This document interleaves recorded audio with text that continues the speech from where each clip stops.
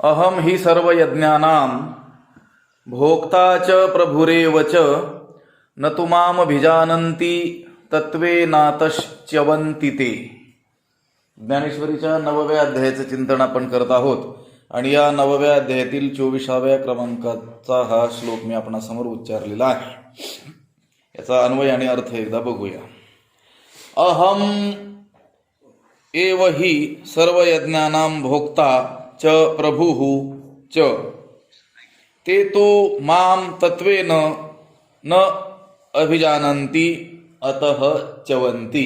त्याचा अर्थ असा होतो की कारण मीच सर्व यज्ञांचा भोक्ता आणि स्वामीही आहे, प्रभूही आहे. परंतु ते म्हणजे अन्य देवतांचे उपासक, हे कर्ममार्गी लोक मला यथार्थपणे जाणत नाहीत. माम तत्वेन न अभिजानन्ति, मला यथार्थ रूपाने जाणत नाहीत. म्हणून काय होतात? पतन पावतात. च्यवन्ति म्हणजे भ्रष्ट होतात. मुख्य फळ जो मोक्ष आहे त्यापासून ते काय होतात? भ्रष्ट होतात. भगवंत म्हणतो आहे की मी सर्व यज्ञांचा भोक्ता आहे आणि मी सर्व यज्ञांचा काय आहे? स्वामी आहे, प्रभू आहे.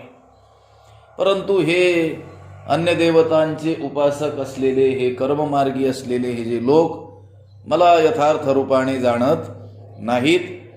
म्हणून त्या यज्ञाचं, त्या कर्माचं जे मुख्य फल आहे मोक्ष, तो त्यांना प्राप्त न होता ते त्या फळापासून काय होतात? भ्रष्ट होतात. उपासना करत नाहीत का? करतात. यज्ञ करत नाहीत का? करतात. कर्म करत नाहीत का? करतात. पण मला यथार्थ रूपाने ते जाणत नाहीत. खरं तर मीच सर्व यज्ञांचा काय आहे? भोक्ता आहे. ते ज्या ज्या देवतेची उपासना करतात आणि ज्या ज्या देवतां प्रित्यर्थ यजन करतात, यज्ञ करतात, त्या सर्व यज्ञांचा भोक्ता कोण आहे? मीच आहे. आणि त्या देवतांच्या रूपानेही कोण आहे? मीच आहे. परंतु माझ्या यथार्थ स्वरूपाला न जाणता, भले मोठ्या यजंते श्रद्धयान्विताः, मोठ्या श्रद्धेनं ते त्या देवतेची भक्ती करत, उपासना करत असले, यज्ञ यागादी कर्म यथासांगपणे जरी करत असले तरी देखील ते त्या यज्ञाचं मुख्य फल, त्या कर्माचं जे मुख्य फल आहे ते फल त्यांना प्राप्त न होता त्यापासून ते काय होतात? अतः च्यवन्ति, म्हणून ते त्यापासून काय होतात? भ्रष्ट होतात, पतन पावतात. गोष्ट तुम्ही कर्म किती निपुणतेनं करत आहात याला महत्व नाही. तसं तर ते महत्वाचंच आहे, कुशलतेनं ते कर्म करायचं आहे. पण भगवंताचं यथार्थ स्वरूप जाणून मग ते करायचं आहे. अन्य देवतांची उपासना करायचीच नाही असंही नाही आहे, परंतु भगवंताचं यथार्थ स्वरूप जाणून मग ती काय करायची आहे? उपासना करायची आहे.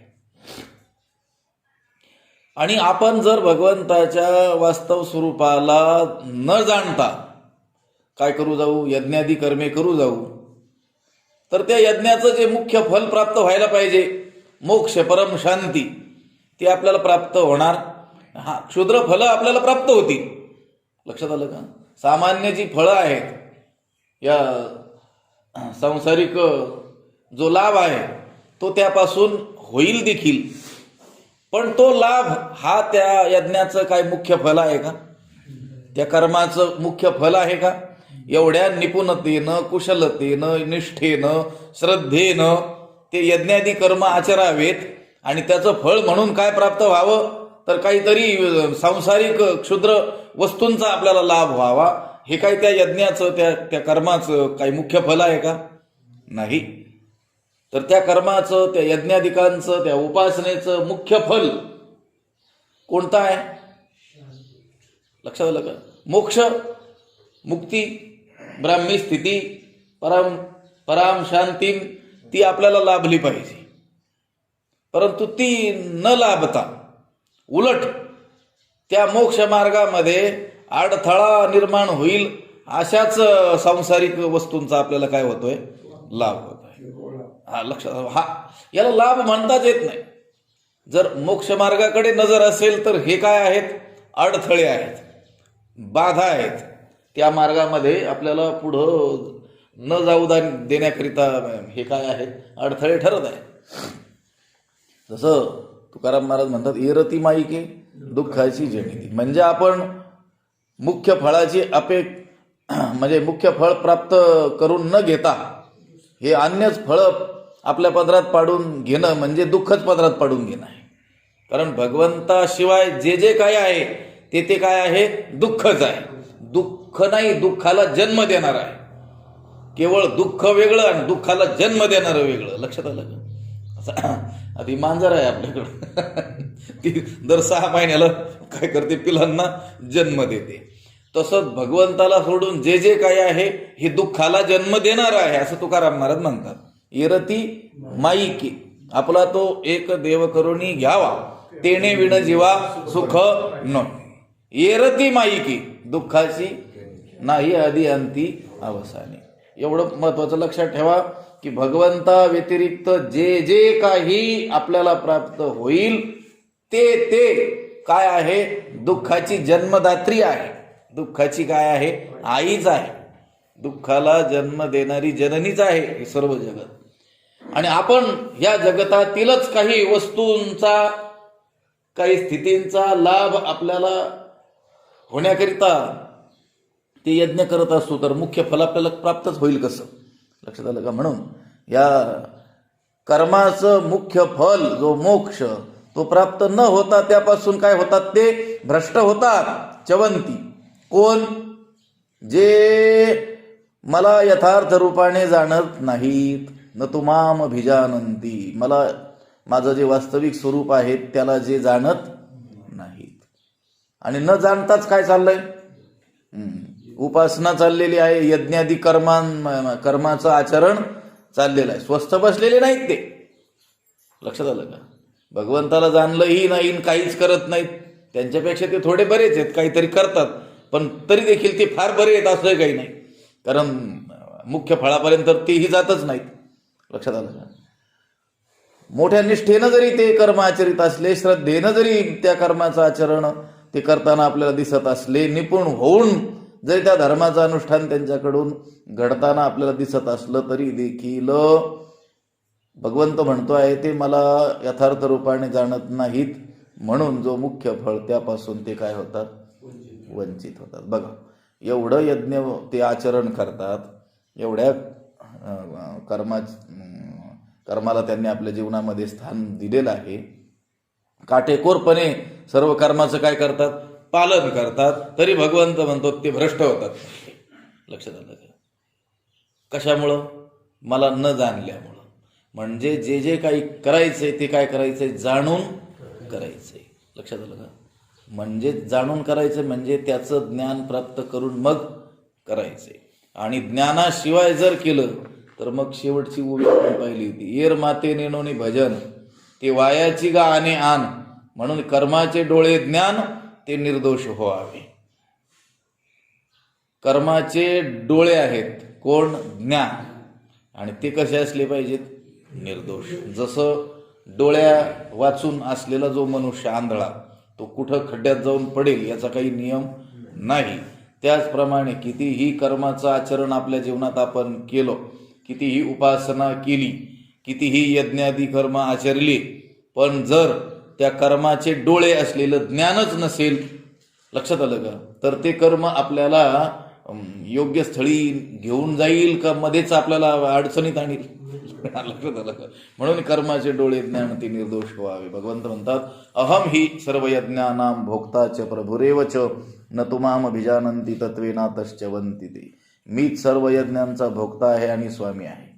पण हे यज्ञ करणारे ही गोष्ट जाणतात का? ते त्या देवतेच्या उपासनेमध्ये मग्न आहेत. लक्षात आलं का? पण आपण जी जी काही यज्ञादी कर्मे करतो आहोत या सर्वांचा भोगता कोण आहे? मुख्य परमात्मा आहे, नारायण आहे. तोच या सर्वांचा काय आहे? प्रभू आहे, स्वामी आहे. हे ते जाणतात का? नाही. ते त्या त्या त्या देवतेच्या भक्तीमध्येच काय आहेत? मग्न आहेत. म्हणून मग मला यथार्थ रूपाने न जाणल्यामुळे मुख्य फळ जो मोक्ष त्यापासून ते काय होतात? भ्रष्ट होतात. ज्ञानोबराय म्हणतात, इरवी पाहे पांडुसुता, पाहे पा पांडुसुता, यज्ञोपहारा समजता, मी वाचोनी भोगता कवणो आहे. हे पांडुसुता, इरवी पाहे पा, हे अर्जुना इरवी असा विचार कर, असं पहा की या समस्ता यज्ञोपहारा, या सर्व यज्ञोपचारांचा जो भोगता आहे, भोग घेणार आहे, मी वाचून कवणो आहे, माझ्याशिवाय दुसरा कोणी आहे का? अर्जुनाला भगवंत म्हणतोय की अर्जुना तू असा विचार कर की हे सर्व जे यज्ञ आहेत आणि या यज्ञामध्ये जे सामग्री अर्पण केली जाते, हा सर्व यज्ञांचा जो उपचार आहे, त्या उपचारांचा, त्या हवनद्रव्यांचा भोग घेणारा माझ्या वाचून दुसरा कोणी आहे का? म्हणजे कोण आहे? मीच आहे. समजता सगळ्या, लक्षात आलं का? यज्ञातील सर्व हवीरद्रव्यांचा भोगता माझ्या वाचून दुसरा कोणी आहे का? नाही. इरवी पाहे पा पांडुसुता, या यज्ञोपहारा समजता, मी वाचून भोगता कवणो आहे. भोगता म्हणजे भोग घेणारा. दोन प्रकारची यज्ञे सांगितलेले आहेत. मुख्यतः स्थूलमानाने त्याचे दोन प्रकार होतात, श्रौत आणि स्मार्त. श्रुतीनं सांगितलेले आणि स्मृतीनं सांगितलेले. लक्षात आलं का? आणि अशा सर्व श्रौत आणि स्मार्त सर्व यज्ञातील उपचारांचा देवता रूपाने भोगता कोण आहे? परमेश्वरच आहे, भगवंतच आहे. आणि सर्व कर्माचाही भोगता कोण आहे? तो परमात्माच आहे. कारण सर्व कर्म ही स्वभावतःच ही त्या परमात्म्याला काय होत असतात? अर्पण होत असतात. अखंड सकळ हे सकळामुखी, सहज अर्पतसे मज एकी. आपण बघून आलो ती गोष्ट. सहज अर्पण हे त्या भगवंताच्या मुखामध्ये होत आहे. म्हणून भगवंत या ठिकाणी अर्जुनाला म्हणतो आहे, इरवी पाहे पा पांडुसुता, यज्ञोपहारा समजता, मी वाचून भोगता कवणो आहे. हे अर्जुना, एरवी असं पहा की यज्ञातील सर्व हवीरद्रव्यांचा भोगता माझ्या वाचून दुसरा कोणी आहे का? नाही. मी सकळा यज्ञांचा आदी आणि यजना या मीची अवधी, की माते चुकोनी दुर्बुद्धी देवा भजले. भगवंत म्हणतोय मी सकळा यज्ञांचा आदी. या सर्व यज्ञांचा आदी कोण आहे? मी. भगवंत म्हणतो या सर्व आदी म्हणजे आरंभ, आरंभ म्हणजे मूळ. या सर्व यज्ञांचं मूळ, या सर्व यज्ञांचा आरंभ कोण आहे? मी. आणि या यजना अवधी मीची. आणि या यजनाचा शेवटही कोण आहे? अवधी कोण आहे? अंतही कोण आहे? मीच आहे. आधी मीच आहे. या सर्व यज्ञांचा आरंभ, मूळ मीच आहे. आणि अंत, अवधी तो देखील कोण आहे? मीच आहे. मी सकळा यज्ञांचा आदी आणि यजना या यजना मीची अवधी.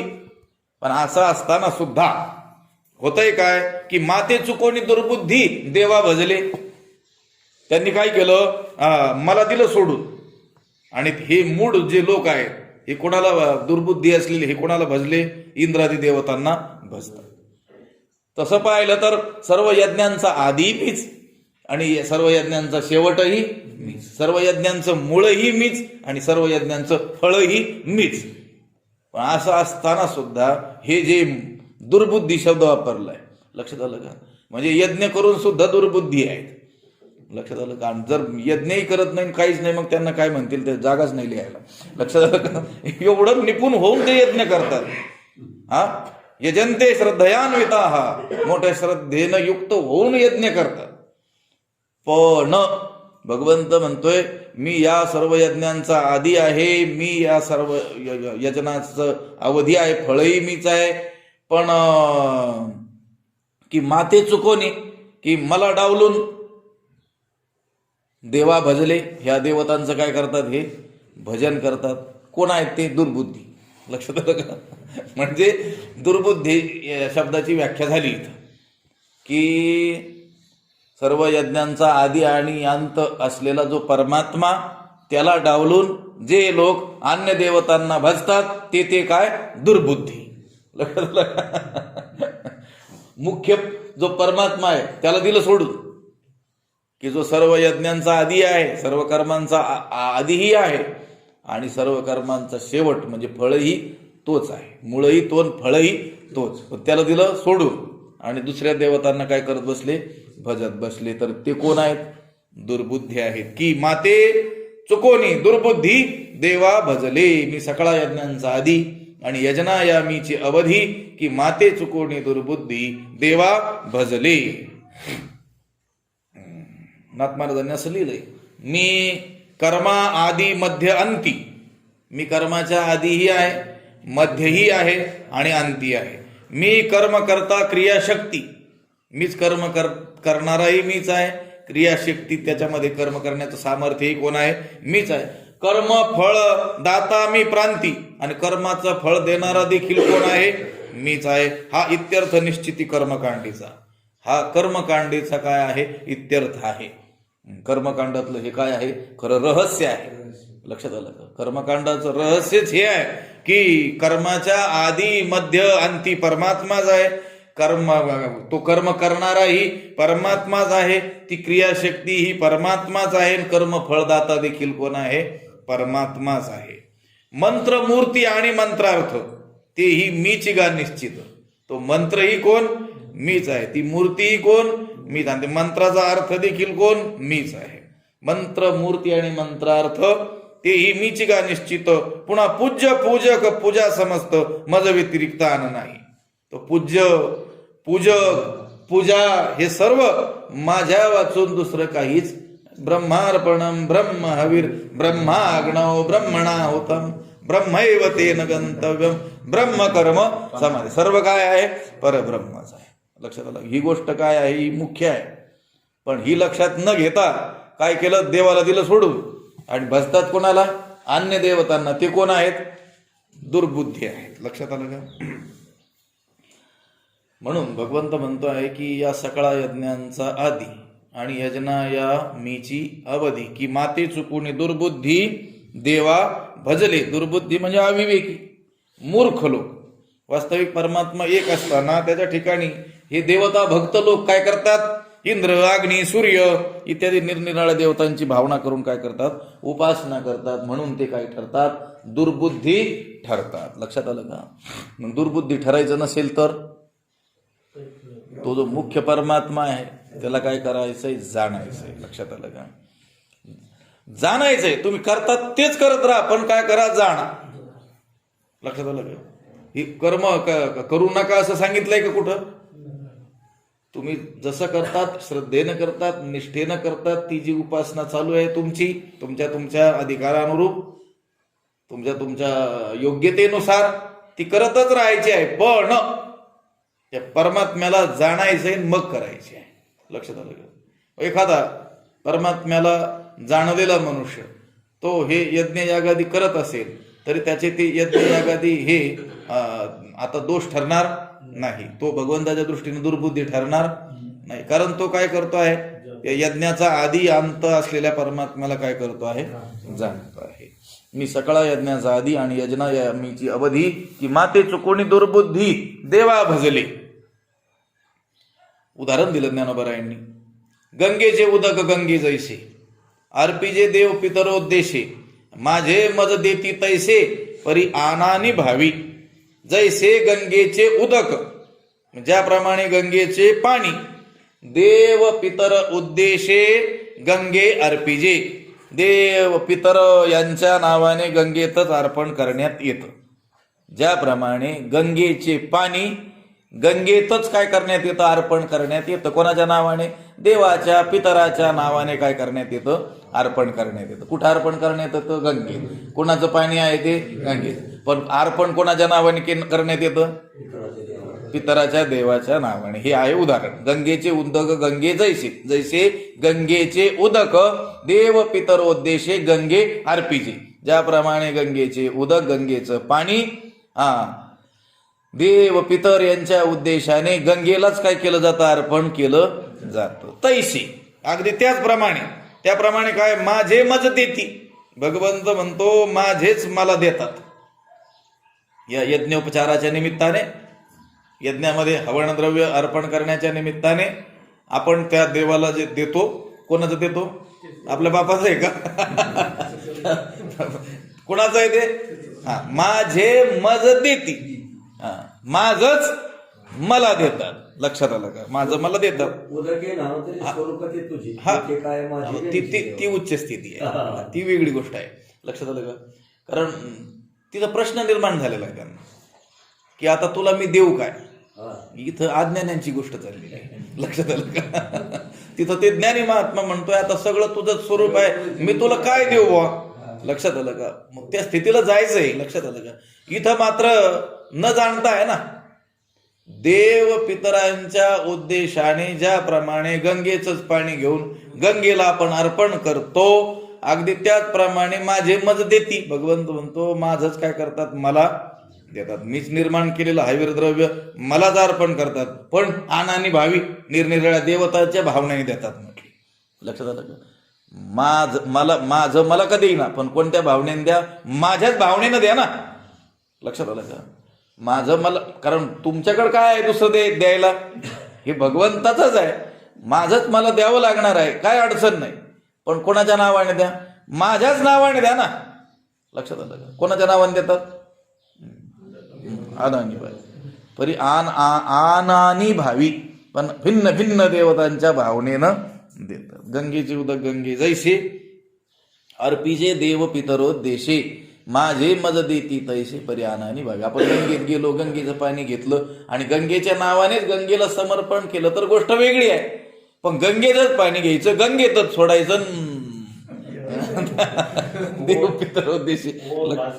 लक्षात, निरनिराळ्या भावनांनी. आनानी भावी म्हणजे निरनिराळ्या भावनांनी. वास्तविक सर्व यज्ञ परमात्म्याच्याच भावनेने करायचे सोडून देऊन हे देवता भक्त लोक काय करतात, इंद्रादी देवतांच्या भावनेने हे करतात, म्हणून त्यांना विपरीत फळ प्राप्त होतं. लक्षात आलं? काय विपरीत फळ?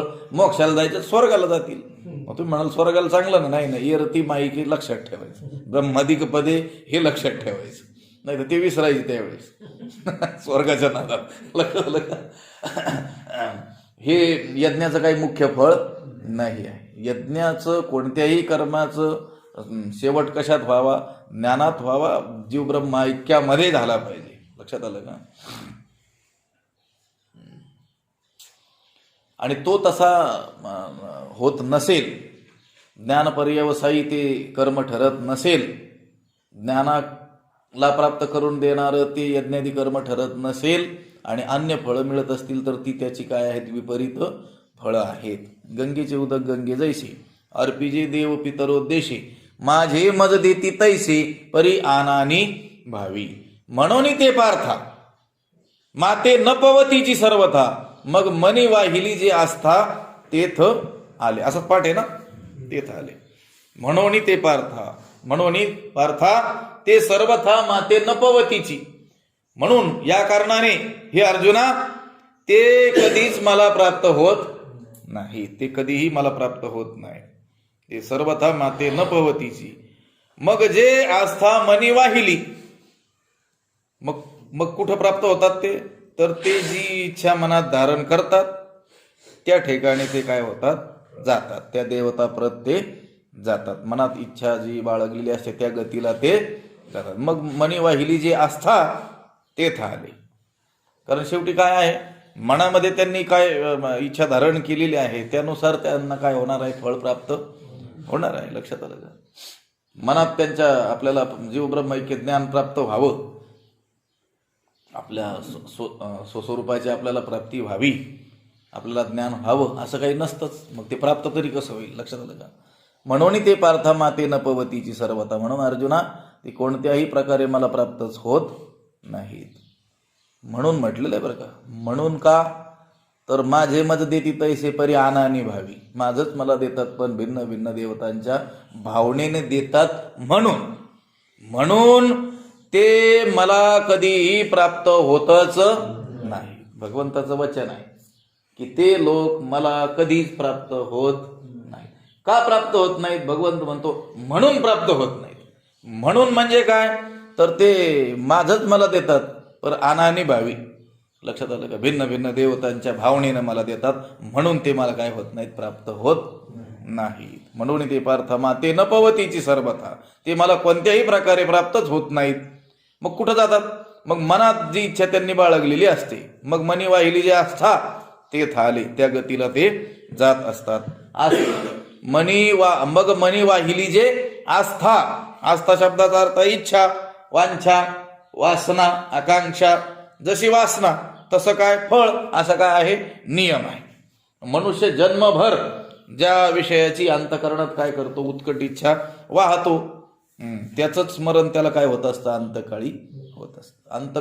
अंतकाळी कोणत्या गोष्टीचं स्मरण त्याला होतं? तर आयुष्यभर अंतःकरणामध्ये त्याने जी इच्छा धारण केलेली आहे, जी आवड ते अंतःकरणामध्ये बाळगलेली आहे, त्याच गोष्टीचं त्याला काय होतं, स्मरण त्याला अंतकाळी होत असतं. तेवी जितेने अवसरे, जे आवडोनी जीवी उरे, त्याची मरणाची मेरे फार हो लागे. आपण त्या शेवगावामध्ये त्या निर्याण शताब्दीच्या सप्ताहात जी प्रवचनं केली होती का, त्याचा विषयच हा होता. लक्षात आलं का? तिथं योगी, ज्ञानी आणि भक्त यांचा जो अंतकाळ आहे त्याचा विचार आपल्याला त्या 7 दिवसाच्या प्रवचनात करायचा होता. तर योगी पुरुष देह त्यागते वेळी त्याची काय स्थिती असते, ज्ञानाची काय स्थिती असते आणि भक्ताची काय स्थिती असते. तर त्याचा विचार करण्यासाठी आधी भक्त जीवन पाहावं लागलं, योग्याचं जीवन पाहावं लागलं आणि ज्ञानाचं जीवन पाहावं लागलं. कारण अंतकाळी काय स्थिती असते, ती स्थिती कशावर अवलंबून आहे, जीवनभर काय केलं आहे त्याच्यावर अवलंबून आहे. लक्षात आलं का? त्याने आयुष्यभर आपल्या अंतःकरणामध्ये कोणत्या गोष्टीची आवड बाळगली, त्यावरून त्याला अंतकाळी तसं तसं स्मरण होईल. आणि जसं जसं स्मरण होईल तसं यम यम वापी स्मरण भावम त्यजत्यन्ते कलेवरम तंतमेवैति कौंतेय सदा तद्भाव भावितः. जी जी भावना करून त्याने देह त्यागला, त्या त्या गतीला काय होतो, तो प्राप्त होत असतो. तेवी जितेने अवसरे, जे आवडोनी जीवी उरे, जिवंत असताना, जगत असताना, आयुष्यभर त्याने जी आवड जीवा उरी बाळगलेली आहे, उराशी बाळगलेली आहे, जीवामध्ये जी आवड काय केली आहे त्याने धारण केलेली आहे, त्याची मरणाची मेरे फार हो लागे. तीच गोष्ट त्याला मृत्यू समय काय होते असते, तीव्रतेने स्मरत असते, तीव्रतेने त्याच गोष्टीची त्याला काय होत असते, आठवण येत असते. अंतकाळी नाम आले ज्याच्या मुखा तुका म्हणे सुखा पार नाही. पण अंतकाळी नाम मुखाला येण्याकरिता त्या नामाची आवड आयुष्यभर बाळगावी लागेल, आयुष्यभर नाम घ्यावं लागेल. आणि कसं? आवडीने भावे, हरिनाम घ्यायची आवडीनं घ्यावं लागेल. कारण मग अशी ज्या ओवीमध्ये आवड शब्द आहे, अंतःकरणामध्ये ज्या गोष्टीची आवड बाळगली तीच अंतकाळी काय होत असते, आपल्याला स्मरत असते. मग आपल्याला नामाची आठवण अंतकाळी यावी असं वाटत असेल, भगवंताची आठवण अंतकाळी यावी असं वाटत असेल, तर काय करावं लागेल, त्यांचं नामस्मरण, तेही आवडीने. लक्षात, जसा संसार आवडतो, विषय आवडतात, तशी आवड आपल्याला त्या नामाविषयी, भगवंताच्या स्वरूपाविषयी असली पाहिजे. त्यावेळेस आपल्याला अंतकाळी भगवंताचं काय होईल, स्मरण होईल. आणि मग आपण भगवंताला काय प्राप्त होऊन जाऊ. लक्षात आलं का? मी सांगत होतो आस्था म्हणजे इच्छा, वांछा, वासना. आणि गोष्ट काय, जशी वासना तसं फळ आहे. जन्म घेणे लागे वासनेच्या संगे. वासना असेल तर काय करावं लागतो, आपल्याला जन्म घ्यावाच लागतो. वासनेचा संग होय अंतकाळी तरी तपोबळी जन्मधरी. तपोबळी, तपोनिधी, प्रचंड तप ज्यांनी आपल्या जीवनामध्ये केलेला आहे, असा तपस्वी जरी असला, परंतु काही वासना शेष असेल तर पुन्हा काय करावं लागतं, जन्माला यावंच लागतच. लक्षात आलं का?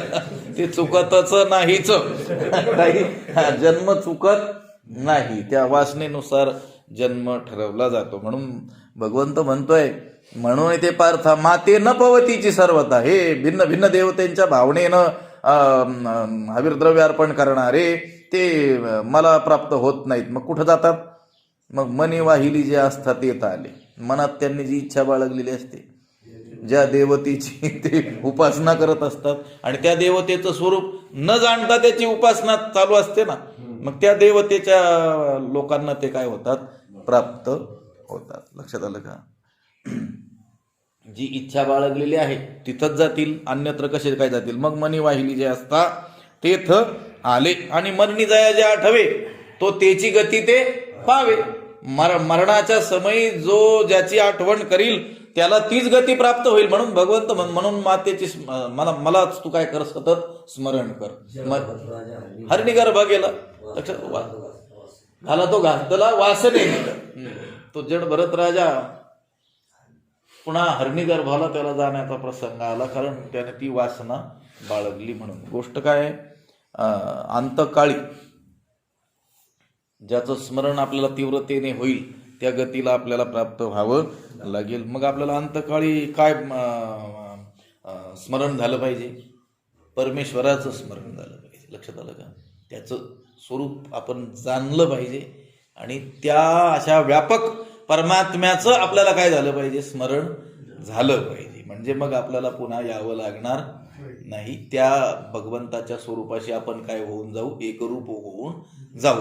आणि तसं नसेल तर मग मनी वाहिली जे असतात तेथ आले. मग तुम्ही मनामध्ये ज्या गोष्टीची इच्छा वासना बाळगलेली आहे तेथे तुम्हाला जावं लागेल, त्या गतीला ते जातात. तेच आता पुढच्या श्लोकामध्ये सांगणार आहे, कोण कुठं कुठं जातं. लक्षात आलं का? देवा अन्य हे जे भिन्न भिन्न देवता आहेत त्यांची उपासना करणारे ते कुठं जातात? लक्षात आलं का? पितरांची उपासना करणारे ते कुठे जातात? भूतांची उपासना करणारे ते कुठे जातात? आणि भगवंताला जाणून त्याची उपासना करणारे ते कुठे जातात? असे पत्ते सांगितलेले आहेत इथं. लक्षात आलं का? यांती देवव्रता देवान, पितॄन्यांती पितृव्रता, भूतानि यांती भूतेज्या, यांती मद्या जिनोपी मा. या श्लोकामध्ये 4 गोष्टी सांगितलेल्या आहेत की जे इंद्रादी देवतांच्या उद्देशाने हे हवन, तर्पण, बली, पूजा, प्रदक्षिणा, स्तुती, नमस्कार इत्यादी रूपाने जे उपासना करतात ते कोणाला प्राप्त होतात? ते त्या देवतेला प्राप्त होतात. लक्षात आलं? यांती देवव्रता देवान, देवव्रता देवान यांती, जे देवव्रत म्हणजे देवतांच्यासाठी व्रत आचरणारे जे आहेत, हे भिन्न भिन्न देवतांचे उपासक. देवव्रता देवासाठी, त्या देवासाठी व्रत करणारे जे लोक आहेत, त्या देवतेचे जे उपासक आहेत ते यांती जातात. कुठं? देवानी यांती, त्या देवाकडे ते जातात. बर, पितृव्रता पितृभक्त, पितरांची उपासना करणारे ते कुठं जातात? पितृन यांती, पितरांपर्यंत जातात, पितृलोकाला ते जातात. बर, भूतेज्याहा म्हणजे भूतांची पूजा करणारे ते कुठं जातात? भूतानी यांती, ते भूतलोकाला काय होतात? प्राप्त होतात, भूतांप्रत जातात. बर, आणि मद्याजिनः म्हणजे माझं पूजन करणारे. लक्षात आलं का? भगवंत म्हणतोय माझं पूजन करणारे ते कुठं जातात? ते मद्याजिनः अपि माम यांती, ते माझं पूजन करणारे मला प्राप्त होतात.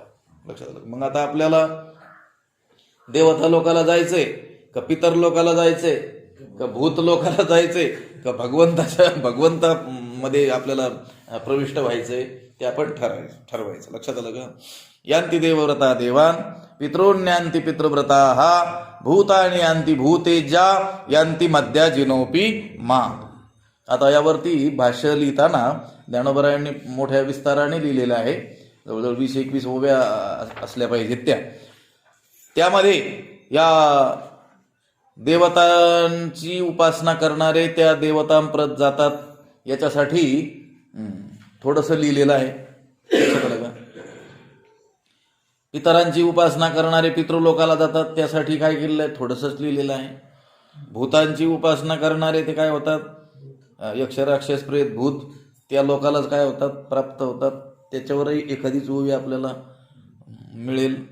पण अंतिमध्या जिनोपिमाम म्हणजे माझी उपासना करणारे माझ्या प्रत येतात त्यावरती फार मोठं लिहिलेलं आहे. कारण माझी जी उपासना ते करतात ते कशी करतात म्हणून येतात हे लिहिलेलं आहे. लक्षात आलं का, सविस्तर लिहिलेलं आहे. त्याचा विचार आपण आता करूयात. यांती देवव्रता देवान, देवव्रता हा देवानी अंती, त्याच्यावरती ज्ञानोबराय लिहितात.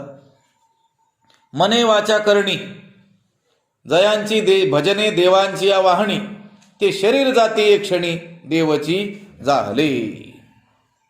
मने वाचा करणी जयांची भजने देवाची या वाहणी, ते शरीर जाती क्षणी देवची झाले. तसाच अन्वय. मने मनाने, वाचा वाणीने, करणी करण म्हणजे इंद्रिय, त्या इंद्रियांनी होणाऱ्या ज्यांच्या उपासना देवांची वाहनी, त्या देवांच्या ओघात काय झालेल्या आहेत, पडलेल्या आहेत. म्हणजे त्या देवतासाठी ती उपासना त्या लोकांनी केलेली आहे. कशी, मनाने, पुन्हा वाचेने आणि इंद्रियांनी, ज्यांची भजने त्या देवाच्या उद्देशाने असतात, त्या देवताच्या काय असतात, उद्देशाने असतात. इंद्रचंद्रादी देवतांच्या उद्देशाने त्यांनी ती भजनं केलेली असतात, म्हणजे उपासना केलेली असते. पण कशी, मनाने, वाचेने आणि इंद्रियांकडून होणाऱ्या व्यापारांच्या द्वारे ज्यांच्या उपासना त्या देवाच्या उद्देशाने असतात, ते लोक, ते शरीर जाती एक क्षणी, ते देह पडता क्षणीच, या देहाचा त्याग होता क्षणीच काय होतात, देवची झाले, ते देवरूपच होतात. कोणते देवरूप, ते इंद्रचंद्रादी देवरूप, हे लक्षात घ्या. इथं भगवंतानी स्वतःबद्दल यांती मध्या जिनोपिमाम असं म्हटलेलं आहे. तो मुख्य देव ते नाही घ्यायचं या देव शब्दाने. लक्षात आलं का. आता आपण ज्यांची उपासना आहे, भिन्न भिन्न देवतांची उपासना करतात, ते देव हे या शब्दाने घ्यायचं. मने वाचा करणी जयांची भजने देवाची या वाहणी, ते शरीर जाती एक क्षणी देवची झाले. त्या इंद्रचंद्रादी देवतांच्या उपासना ज्यांनी मनाने, वाचेने, कायेने, कर्णाने, इंद्रियांच्या द्वारे केलेले आहेत, त्यांच्या उद्देशाने केलेले आहेत, ते लोक या देहाचा त्याग होते क्षणीच काय होतात, देवच होतात. त्या देवतेचे रूप त्यांना काय होत असते, प्राप्त होते. अथवा पितरांची व्रते वाहती जयांची चित्ते, जीवित सरलिया तयाते पितृत्व वरी. अथवा जयांची चित्ते पितरांची व्रते वाहती, किंवा ज्यांची मन, ज्यांची चित्त, ज्यांची मन पितरांची व्रते धारण करतात, म्हणजे श्राद्ध इत्यादी मोठ्या निष्ठेनं पितरांचं करतात, त्यांना ते काय करतात, भजतात. त्यांचं जीवित सरलिया त्यांचं जीवित सरलिया म्हणजे त्यांचं आयुष्य संपल्यानंतर पितृत्ववरी त्यांना पितृत्व काय होतं, प्राप्त होतं. म्हणजे भिन्न भिन्न देवतेची उपासना केली तर देहत्याग ते क्षणीच ते त्या देवरूप होऊन जातात. पितरांची व्रत जर आपण वाहिली, म्हणजे त्या पितरांची उपासना केली, तर आपलं आयुष्य संपते क्षणीच काय होतं, पितृत्व आपल्याला काय होतं, प्राप्त होतं. लक्षात आलं का. मरणोत्तर पितृलोकाचा काय होतो, लाभ होतो, त्या पितृलोकाला जातात. हे झालं. तिसरी गोष्ट काय होती, भूतानी अंती, भूतेज ज्या, त्यावर ज्ञानोबराय लिहितात. का क्षुद्र देवतादी भूते तेची जयांची परमदैवती, जी ही अभिचारिकी तया ते उपासिले. का भूते क्षुद्र देवतादी तेची जयाची परमदैवती, अथवा किंवा हे जे भूत आहेत म्हणजे पिशाच आहेत, वेताळ इत्यादी ज्या हीन देवता आहेत, आणि हीच ज्यांची श्रेष्ठ दैवते आहेत, हीच ज्यांना काय आहेत, श्रेष्ठ आहेत. ज्या उपासकांना हे क्षुद्र देवतादी हेच काय आहेत, परमदैवत आहेत. लक्षात आलं का? त्यांच्यासाठी तेच परब्रह्म स्वरूप आहेत. लक्षात आलं का? कोणासाठी? काही लोकांसाठी, त्या मार्गाची उपासना करणाऱ्या त्या लोकांसाठी हे क्षुद्र देवतादी भूते, यक्ष, राक्षस, प्रेत, पिशाच, ब्रह्म, राक्षस, या क्षुद्र देवता ही ज्यांची काय आहेत? श्रेष्ठ उपास्य दैवता आहेत. आणि जी ही अभिचारी की तया ते उपासिले, आणि ज्यांनी अभिचार कर्माने त्यांची काय केलेली आहे? उपासना केलेली आहे. आता हे अत्यंत भयंकर असलेले हे ज्यांना श्रेष्ठ दैवत वाटतात त्यांची उपासना ही काय अशी सात्विक असेल का? दुधाचा नैवेद्य असं काही असेल का? तिथं 4 पाय 6 पाय असं काहीतरी असणार आहे. लक्षात आलं? अभिचारी की अत्यंत ज्यांनी अभिचार कर्माने त्यांची काय केलेली आहे? उपासना केलेली आहे. या अथर्ववेदाचा विचार थोडासा आपण केला होता. त्याच्यामध्ये कर्मकांडामध्ये जो विचार आलेला आहे तो सर्व ह्या अविचार कर्माचाच आलेला आपल्याला आढळून येतो. हे जादूटोणा, वशीकरण, लक्षात आलं का? याचा विचार तिथं आढळून येतो. आणि त्याच्यासाठी त्या क्षुद्र देवतांची उपासना ते लोक करत असतात. या अभिचार काय? कोण म्हटलं? कोण म्हटलं? हे पाठानंतर विचारायचं बरोबर की का क्षुद्र देवतादी भूते. मग आपण ही ओवी काय करू? खुडून टाकू. का क्षुद्र देवतादी भूते तियेची जयाची परमदैवती जी ही अभिचारी की तया ते उपासिले. त्यांचं काय होतं हे सांगणार आहेत. लक्षात आलं का? या भूतावाल्यांसाठी 2 ओव्या खर्च केल्या. भिन्न भिन्न देवतांचे उपासक त्यांचं काय गती होते त्याच्यासाठी 1 ओवी, पितरांची उपासना करणाऱ्यांसाठी 1 ओवी, आणि भूतांची उपासना करणाऱ्यांसाठी 2. लक्षात आलं का? क्षुद्र देवतादी भूते तिची जयांची परमदैवती जी ही अभिचारी की तया ते उपासिले. त्यांचं काय होतं? तया देहाची जवणिका फिटली आणि भूतत्वाची प्राप्ती झाली. एवं संकल्पवशे फळली कर्मे तया. तया देहाची जवणिका फिटली, त्यांच्या देहाचा पडदा नाहीसा झाला. देह या पडदाच आहे, आड पडदाच आहे ना. लक्षात आलं का? म्हणजे हा देह त्यांनी त्यागला बुवा. या देहाचं आयुष्य संपलं तर मग ते कुठं जातात? आणि भूतत्वाची प्राप्ती झाली, भूत योनीला ते गेले. लक्षात आलं का? नवीन भूत. भूत योनीची त्यांना काय झाली? प्राप्ती झाली. एवं संकल्प वशे फळली कर्मे तया. तया त्यांना ही संकल्पानुसार त्यांची फळं, त्यांची कर्म त्यांना काय येतात? फळाला येतात. ती कर्म फळाला आली. कोणाची? त्यांची. कारण संकल्प तसे होते, विचार तसा केलेला होता, आवड तशी बाळगलेली होती, मग त्यानुसार फळही तसंच त्यांना प्राप्त झालं. आयुष्यभर त्यांनी यक्ष, राक्षस, प्रेत, पिशाच है ना यांचीच काय केलेली होती? उपासना केलेली होती. त्यामुळं त्यांनाही त्याच योनीची काय झाली? प्राप्ती झाली. काही तर ते मृत्यूच्या पूर्वीच भूत योनीला जातात. मृत्यूनंतर लिहिलंय ज्ञानोबरायांनी देहाची जवणिका फिटली. पण बहुतांशी आपल्याला या भूताधिकांची उपासना करणारे जे लोक आहेत त्यांच्या ह्या आयुष्यामध्येच भूतासारखं करताना आपल्याला आढळून येतं. लक्षात आलं का? स्वामी विवेकानंदांनी असं म्हटलेलं आहे एका ठिकाणी की असं म्हटलंय की जसे या सर्पाला विषारी हे सर्प असतात ना, यांना जे पकडणारे लोक असतात ते म्हटले हे बहुत करून सर्पदंशानेच मरावयाचे असं म्हटलेलं आहे. विषारी सर्पाला पकडणारे ज्याप्रमाणे त्या बहुतांशी विषारी सर्पाच्या दंशानेच मरावयाचे, तसे या भूतांची उपासना करणारे बहुतेक काय व्हायचे? झडपूनच काय व्हायचे? ते भूतच त्यांना काय होतं? झडपतं. लक्षात आलं का? असं होतं. हे जिवंतपणीच होतं.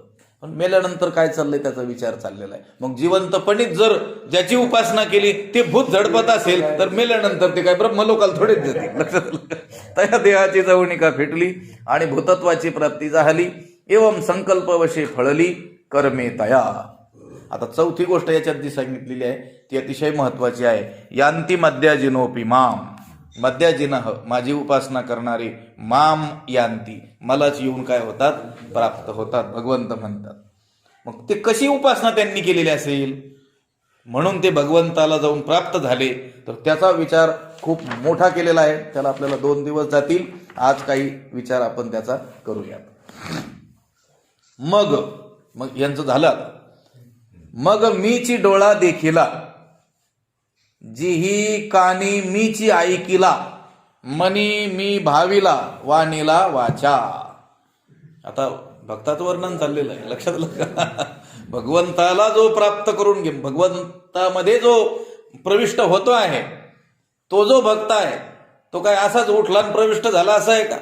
त्यासाठी आयुष्यभर त्याला काय करावं लागलं त्याची यादी दिलेली आहे. म्हणून आपल्याला जर भगवंताच्या स्वरूपामध्ये प्रविष्ट व्हायचं असेल, त्याच्याशी एकरूप होऊन जायचं असेल, तर एवढं करावं लागेल, हे लिहून काढावं लागेल. लक्षात आलं का? ते आचरणात आणावं लागेल.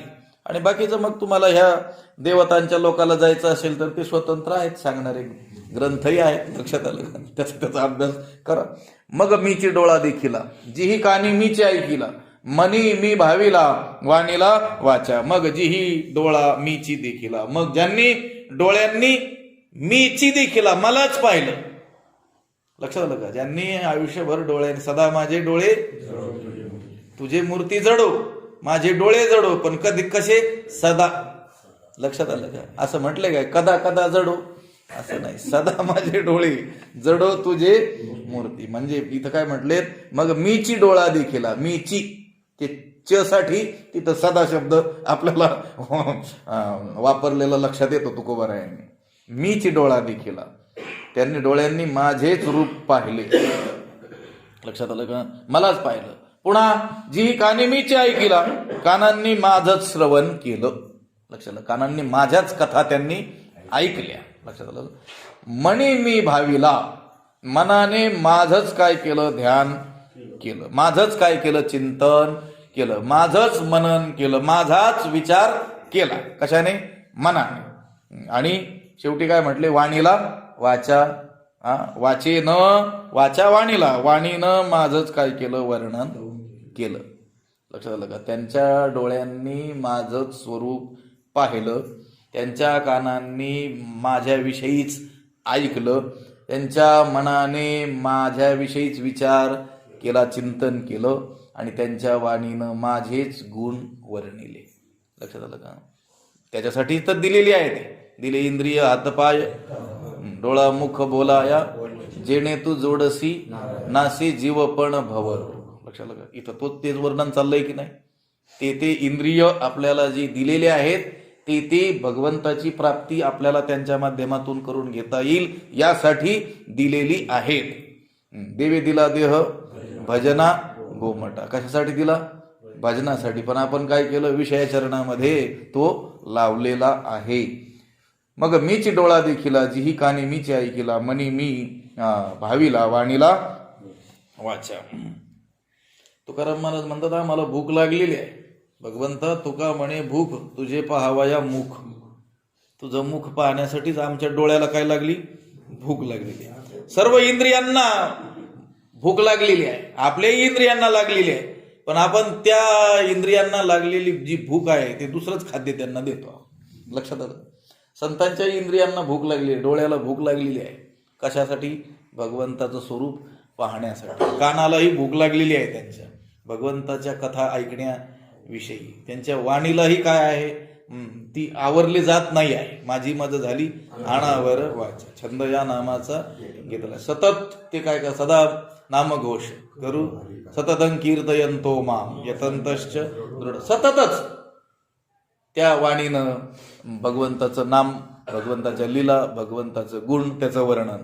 त्या कानाने भगवंताच्या कथा, त्याचंच काय करायचंय? श्रवण. त्या डोळ्यांनी सततच भगवंताचं काय पाहायचं आहे? रूप. लक्षात आलं का? आणि मनाने सतत भगवंताचं काय करायचं आहे? स्मरण किंवा विचार करायचा आहे, चिंतन करायचं आहे. असं ज्यांनी केलं, मग मीची डोळा देखिला, जिही कानी मीची ऐकिला, मनी मी भाविला, वाणीला वाचा. सर्वांगी सर्वा ठाई मीची नमस्कारीला जिही, दान पुण्यादिके जे काही, ते माझी याची मोहरा. सर्वांगी सर्वा ठाई. सर्वांगी आणि सर्वा ठाई. लक्षात आलं? सर्वा ठाई म्हणजे सर्वांच्या ठिकाणी, आणि सर्वांगी म्हणजे सर्वांगाने, म्हणजे सर्व भूतमात्राच्या ठिकाणी मीच आहे अशी भावना त्यांनी केली आणि सर्वांगाने काय केलं, त्यांना नमस्कार केला. दोन पद आहेत, सर्वांगी आणि सर्वाठाई. लक्षात आलं का? आणि मीची नमस्कारीला जीही, त्यांनी मलाच काय केला, नमस्कार केला. मग सर्वठाई नमस्कार केला, सर्वांगी नमस्कार केला, पण कोणाला केला? त्या सर्वांमध्ये मीच आहे या भावनेनं केला. मीची नमस्कारीला जीही, जीही म्हणजे ज्यांनी, ज्यांनी सर्वाठाई सर्वांगी मीची नमस्कारीला, ज्यांनी सर्वांच्या ठिकाणी मीच आहे या भावनेनं त्यांना काय केला, सर्वांगाने काय केला, नमस्कार केला. लक्षात आलं का? लिंग का प्रतिमा दिठी, देखत खेवो अंगेष्ठी, लोटी जे का काठी पडिली जैसी, त्याला म्हणायचं लोटांगण, त्याला म्हणायचं साष्टांग दंडवत. स अष्ट अंग, 8 अंगासह केलेला दंडवत, त्याला म्हणायचं साष्टांग दंडवत. लक्षात आलं का? साष्टांग नमस्कार म्हणजे पूर्णपणे ज्ञानेश्वर महाराजांच्या समोर आपण नाही का तिथं समाधी समोर काय करतो, साष्टांग काय करतो, नमस्कार. दंडवत दंडापरी काही उरी नुरावी. दंड म्हणजे काठी, काठीला संस्कृतमध्ये म्हणतात दंड. कोणती काठी? सरळ असलेली काठी, आणि ती लोटली की ती पडल्यानंतर जशी ती संपूर्ण जमिनीला टेकते. लक्षात आलं का? तसा जो नमस्कार आहे त्याला काय म्हणतात, साष्टांग नमस्कार. 8ही अंग भूमीला टेकले पाहिजेत. लोक करतात अनेक वेळेस साष्टांग दंडवत, पण शर्ट मळेल की काय असं थोडंसं आवरून सावरून करतात. लक्षात आलं का? सर्वांगी सर्वाठाई मीची नमस्कारीला जीही, दान पुण्यादिके जे काही ते माझी याची मोहरा, ते माझ्यासाठीच केलेले आहेत. लक्षात, माझ्या प्रित्यर्थच केलेले आहे. दान पुण्य इत्यादी जे काही त्यांनी केलं ते माझ्या प्रित्यर्थच केलेलं आहे. त्याच्या पाठीमागं त्यांची दुसरी कोणतीही भावना नाही आहे. लक्षात आलं का? मोहरा म्हणजे बाजूनं, प्रित्यर्थ मार्गाने, त्यासाठी, माझ्यासाठीच. मनुष्याने दान पुण्यादिक हे सर्व करावेत, पण ती भगवंताच्या प्रित्यर्थच करावेत. अन्य आपल्या सांसारिक अभिलाषा पूर्तीसाठी ते दान पुण्यादी नसावेत. लक्षात आलं का? माणसं दान करत नाहीत असं नाही आहे, पुण्य करत नाहीत असंही नाही आहे. दान धर्म पुण्य चालू असलेलं आपल्याला दिसून येत आहे, पण आपल्या आपल्या काहीतरी आकांक्षा अभिलाषा बाळगून ते दान पुण्य करत असल्यामुळं त्या दान पुण्याने भगवंताची प्राप्ती होत नाही. ते ती क्षुद्र फळं तुम्हाला प्राप्त होतील, भगवंताचा त्याच्यात संबंध आलाय कुठं? कारण तुम्ही ते भगवंतासाठी केलेलंच नाही. मुळी भगवंतासाठी ते असेल दान पुण्यादी तर मग भगवंत प्राप्त होईल. तुम्ही ते दान पुण्यादी जर तुमच्या नावलौकिकासाठी केलेलं असेल तर ते नावलौकिक त्याने होईल. भगवंताचा संबंध आलाय कुठं? लक्षात आलं का? लोक दान करत नाहीत असं नाही. त्या एका कोणी दृष्टांत सांगितलं होतं, एकाने मंदिरामध्ये तो पंखा फॅन काय केलं, दान केलं आणि त्याच्यावर नाव लिहिलं, यांच्याकडून हा फॅन या मंदिराला अर्पण. उन्हाळ्याचे दिवस होते, अतिशय उकाडा होत होता, गरम, आणि ती भजन करणारी भजन करत बसली होती तिथे, आणि त्यांनी फॅन चालू केला होता. लक्षात, फॅन चालू केला होता का, किंवा थोडी गरमी आपल्याला कमी लागेल. तो मनुष्य आला आणि त्याने फॅन बंद केला. यांना वाटलं काहीतरी विजेचं काही काम करायचं असेल म्हणून त्याने केलं असेल, पण काही नाही, त्याने बंद केला, निघून गेला.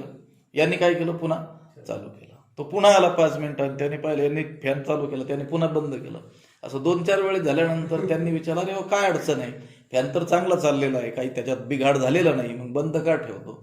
तो म्हटलं, जर फॅन चालू असला तर मग मी दिला हे नाव लिहिलेलं कसं काय वाचता येईल मला? लक्षात आलं का? याच्यासाठी दान चाललेलं असतं. हे इथं ज्या भक्ताचं वर्णन केलेलं आहे, तो जे दान पुण्य जे काही करतो आहे ते भगवंत म्हणतोय माझी याची मोहरा, माझ्याच प्रित्यर्थ त्याने केलेलं असतं. त्या दान धर्माच्या माग त्याचा दुसरा कोणताही उद्देश नसतो. आपलं कठीणच काम आहे. आपण एखाद्या वेळेस कुठंतरी काहीतरी दान करू आणि 1008 वेळा होऊनही अधिक सांगू. बरं, ज्याला सांगितलंय, ज्याला सांगतो आहोत त्याला पूर्वी आपण 25 वेळेस सांगितलं, हेही लक्षात राहत. कमीत कमी एका माणसाला एकदा तरी सांगावं. लक्षात आलं. पण त्यांना वाटत असेल कदाचित हा विसरून जाईल की मी दान केलेलं आहे, म्हणून त्याला पुन्हा पुन्हा आवृत्ती करून सांगण्यात येतं. त्याचा काही उपयोग होणार नाही. ते पुण्य तर त्याच्यापासून प्राप्त झालेलं नष्टच होईल, आणखी काही कर्ज चढतंय की काय काय समजत नाही. दान पुण्यादिके जे काही ते माझी याची मोहरा. याच्यामध्ये 13व्या अध्याय असं वर्णन येईल की नाना कृषी वळू आपुले. हा शेतकरी जो आहे तो आपण पेरलेलं काय करीत असतो, झाकत असतो. आणि पेरलेलं जर झाकलं तरच त्याला काय येतं, फळ येतं, तरच ते धान्य उगवतं. लक्षात आलं? तुमचे 2 आऊत चालतात की नाही एका पाठीमागे एक, रासन आणि तिफन. रासन काय करते, आणि तिफन काय करते, तिफन पुढं पुढं चालते पेरीत, आणि ते जे धान्य आहे पडलेलं जमिनीत तिला पुन्हा माती आड करण्याचं काम कोण करतं, रासन करतं. लक्षात आलं? आणि ते माती आड झालं तरच काय होईल, उगवणार आहे, तरच त्याला काय येणार आहे, धान्य येणार आहे, त्याला फळ येणार आहे. तसं दान आणि पुण्य हे जर आपण केल्यानंतर झाकून ठेवलं तरच त्याला काय येणार आहे, फळ येणार आहे. आणि ती उघडं ठेवलं तर म्हणजे कावळे बिवळे बगळे खाऊन जाणार आहे. लक्षात आलं का? म्हणून केलेलं दान आणि पुण्य कुठेही सांगू नाही. आणि तो सांगत नाही कोण, भक्त. जो भक्त नाही तो मात्र सांगतो. त्याचा विचार नाही करायचा आपल्याला, भक्ताचा विचार करायचा. इथं शब्द आलेला आहे की माझी याची मोहरा, माझ्यासाठीच त्याने केलेला आहे. मग बघा, भगवंतासाठीच तो जर दान पुण्य करत असेल तर सांगण्याचं काही कारणच येत नाही, तो जाणतो आहे. लक्षात आलं का? ज्या अर्थी सांगितलं जातं वारंवार त्या अर्थी त्यांनी देवासाठी केलेलंच नसतं. लक्षात आलं?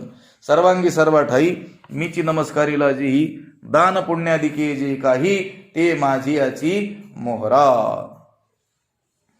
जी ही मातेची अध्ययन केली ते जे आत बाहेरी मियाची धाले, जयाचे जीवित्व जोडले मजची लागी. जी ही मातेची अध्ययन केली, ज्यांनी माझ्याकरिताच अभ्यास केला, शास्त्राचा अभ्यास. कोणाकरता केला? भगवंत म्हणतो माझ्यासाठीच केला. आणि खरोखर शास्त्राचा अभ्यास भगवंतासाठीच करायचा असतो, शास्त्री होण्यासाठी करायचा नसतो. लक्षात आलं का? शास्त्राचं प्रयोजनच त्यासाठी आहे. सर्व सुख गोडी साई शास्त्र निवडी, रिकामा अर्ध घडी राहू नको. अर्ध घडी देखील रिकामा न राहता सतत साई शास्त्राचं अध्ययन तू कर.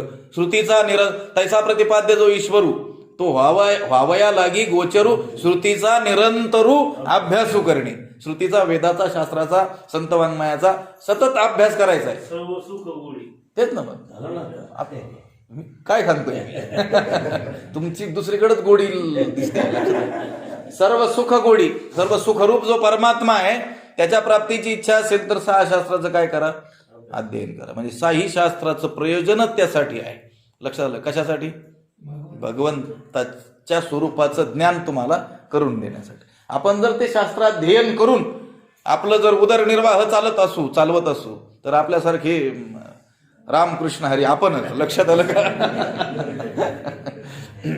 का म्हणे धन्य त्याचे जिने जे हे वासुदेवी घातले हे मगाशीच दान पुण्यादिके जे काही ते माझी याची मोहरा. दान पुण्य जे काही केलं ते माझ्यासाठीच केलं. भगवंत म्हणतात त्यांनी जे अध्ययन केलं ना, भक्त अध्ययन करत नाहीत असं नाही, लक्षात घ्या. नाहीतर म्हणायचं आम्ही भक्त आहेत आम्हाला काय शास्त्राची गरज आहे. इथं म्हणतात जी ही मातेची अध्ययन केलं त्यांनी शास्त्राचं, पण कोणासाठी? माझ्यासाठीच केलं, मला जाणून घेण्यासाठीच केलं.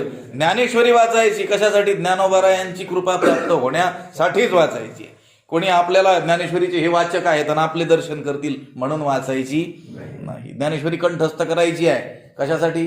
ज्ञानोबारायांची आपल्यावर प्रसन्नता होईल यासाठी करायची आहे का? मग ज्ञानेश्वरी कंठभूषण म्हणून आपला गौरव होईल यासाठी करायची नाही आहे. जे अध्ययन करायचंय, जो अभ्यास करायचा आहे तो कशासाठी करायचा आहे? भगवंताची कृपा प्राप्त व्हावी म्हणून देवासाठीच करायचं आहे. आता हे पाठ चाललेला आहे कशासाठी करायचं आहे? देवासाठीच करा. तुम्ही ऐकायचं आणि मी सांगायचं आहे कशासाठी? भगवंतासाठीच करायचं आहे. तरच त्याला आपण काय होऊ? प्राप्त होऊन जाऊ. नाहीतर मग दुसरी फळं मिळतील. तुम्ही थोडे माझ्या पाय पडाल आणि मलाही बरं वाटेल, झालं मग याच्यातच संपून जाईल. जी ही मातेचे अध्ययन केले, ज्यांनी माझ्यासाठीच काय केलं, ग्रंथाचं काय केलं, अध्ययन केलं, त्यांच्या त्या अध्ययनाच्या पाठीमागं दुसरा कोणताही हेतू नाही आहे. मग ईश्वराची नि लोभे हे गीता पडता अक्षोभे. हे गीतेचं पठण करायचंय पारायण कशासाठी? मग ईश्वराचे नि लोभे. मी जो ईश्वर आहे, परमात्मा आहे, त्याच्या लोभाने त्याची प्राप्ती आपल्याला व्हावी म्हणून त्यासाठीच करायचंय. काही जाणू नये पांडुरंगावी. जाणायचंय, ज्ञान प्राप्त करायचंय, पण काय कोणाचं? पांडुरंगाचं. पांडुरंगाशिवाय दुसरं काही जाणायचं नाही. येऊन संसारी मी तो एक जाणे हरी. संसारी आलोत आपण तर जाणायचंय काय? एक भगवंतालाच काय करायचं आहे? जाणायचं आहे. वेळ झाला काय? थांबायचं का मग? पुंडलिक वरद हरी विठ्ठल श्री ज्ञानदेव तुकाराम पंढरीनाथ भगवान की जय. आरती जोबी झाली ना. तुकाराम महाराज की जय. शांती ब्रह्म एकनाथ अडबंगना.